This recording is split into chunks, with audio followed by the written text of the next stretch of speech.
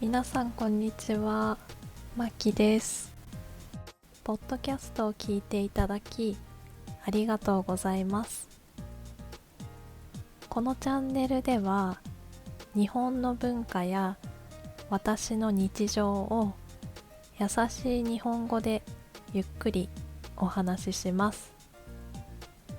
もっとリアルな日本語を聞きたい、話したいという皆さんのリスニングの練習としてぜひ聞いてください。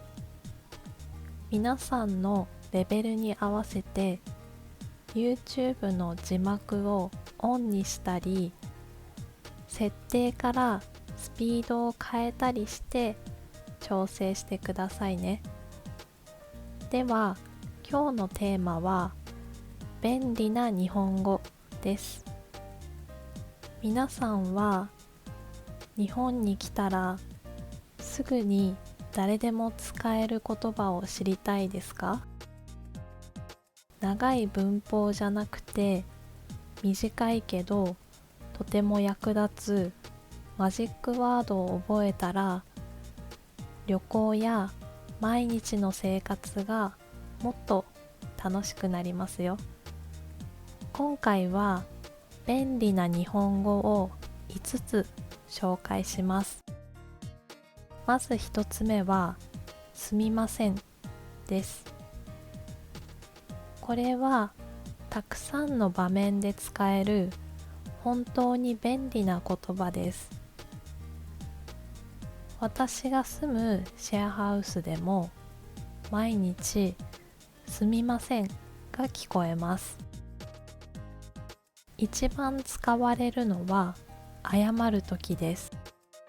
電車で誰かとぶつかったときにすみませんが使えます。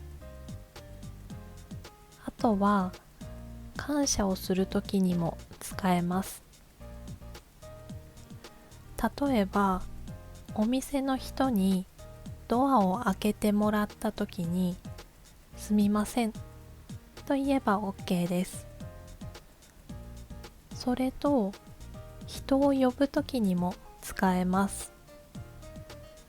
レストランで店員さんを呼びたいときにすみませんと呼ぶことができます。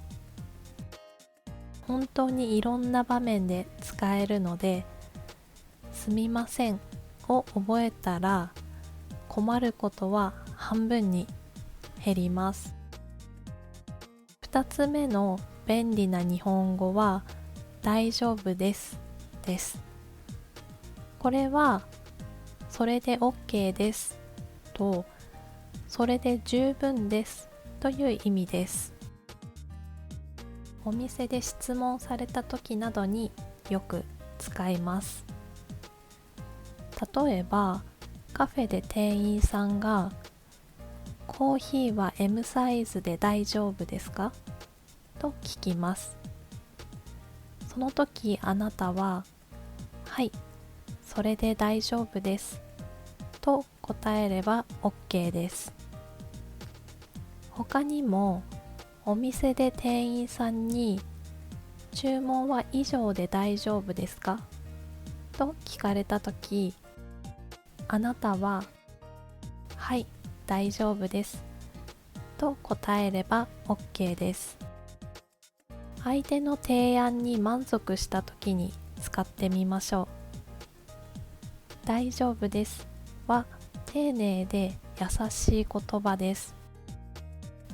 3つ目の便利な日本語は何々をお願いしますです。これは何々をくださいよりも丁寧でいろいろな場面で使えます。例えばレストランで注文をするときにラーメンと餃子をお願いしますと言います。またお会計にタックスフリーのためのレシートをもらいたいときにレシートをお願いしますと使えます。何々をくださいは少しカジュアルすぎる時もあります。でも、何々をお願いしますを使えばいつも丁寧に聞こえます。4つ目の便利な日本語は、何々はありますかです。何かを探したいときにとても役に立ちます。何々がありますかと聞くと質問だとわかりやすいです。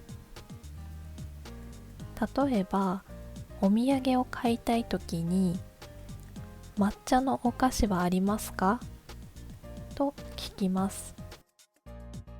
また、ホテルでも部屋に Wi-Fi はありますかと使うことができます。何々はありますかと質問をしたら、返事ははい、ありますか、いいえ、ありませんになることも覚えておきましょう。最後の便利な日本語はちょっとです。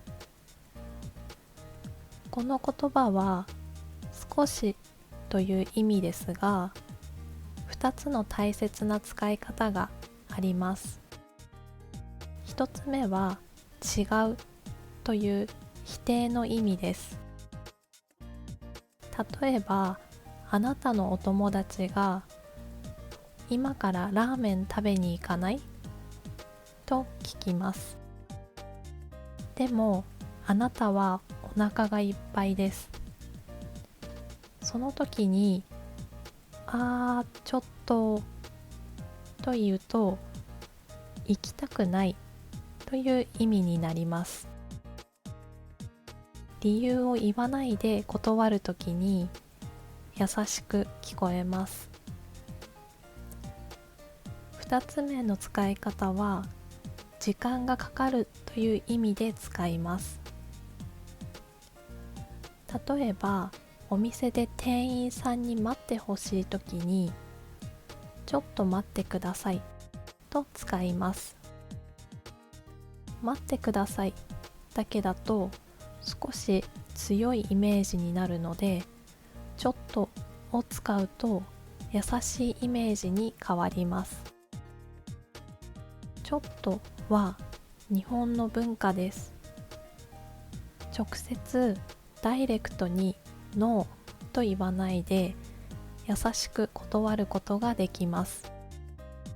ぜひ使ってみてください。では、今日のお話はここまでにしようと思います。今日は便利な日本語についてお話をしました。今日覚えた5つの日本語は、すみません、大丈夫です、何々をお願いします、何々はありますか、ちょっとでした。皆さんはこの中でどの言葉を一番最初に使ってみたいですか？よかったらコメントで教えてください。では、最後まで聞いていただきありがとうございました。チャンネル登録といいねもお願いします。また次回お会いしましょう。バイバイ。